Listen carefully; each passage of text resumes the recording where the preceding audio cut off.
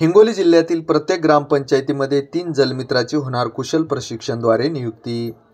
हिंगोली जलजीवन mission अंतर्गत पाणीपुरवठा योजनेची देखभाल व दुरुस्ती करण्यासाठी आता जिल्ह्यातील प्रत्येक ग्रामपंचायतीमध्ये गौंडी, mechanical, fitter, electrician, pump operator अशा 3 जलमित्राची नेमणूक करण्यात येणार असल्याची माहिती जिल्हा परिषदेचे मुख्य कार्यकारी अधिकारी नेहा भोसले यांनी दिली आहे।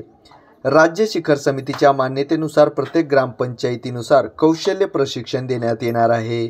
बहुकौशल्य मॉडेलच्या अनुषंगाने निश्चित केलेल्या संख्येनुसार गौंडी, mechanical, fitter, electrician, pump operator या 3 ग्रामपंचायतीकडे कामाचा पूर्व अनुभव असलेल्या उमेदवाराला प्राधान्य देण्यात येणार आहे।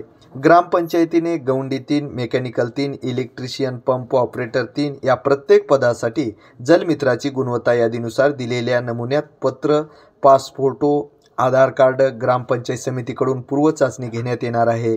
त्यानुसार जलमित्राच्या 3 पदासाठी उमेदवार निवडला जाणार आहे। यासाठी इच्छुक उमेदवारांनी ग्रामपंचायत समितीशी संपर्क साधावा।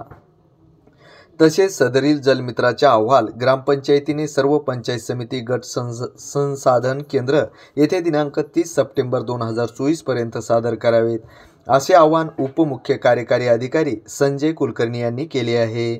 तसेच पाणीपुरवठा योजनेच्या भविष्यातील देखभाल, दुरुस्ती व शाश्वततेसाठी ग्रामपंचायत स्तरावर तांत्रिक अर्धकुशल मनुष्यबळ यांना कुशल प्रशिक्षण देण्यात येणार आहे, असे मुख्य कार्यकारी अधिकारी यांनी सांगितले आहे। असे नवनवीन अपडेट पाहण्यासाठी या यूट्यूब चॅनलला लाईक व सबस्क्राईब करून बेल आयकॉनचे बटन दाबा।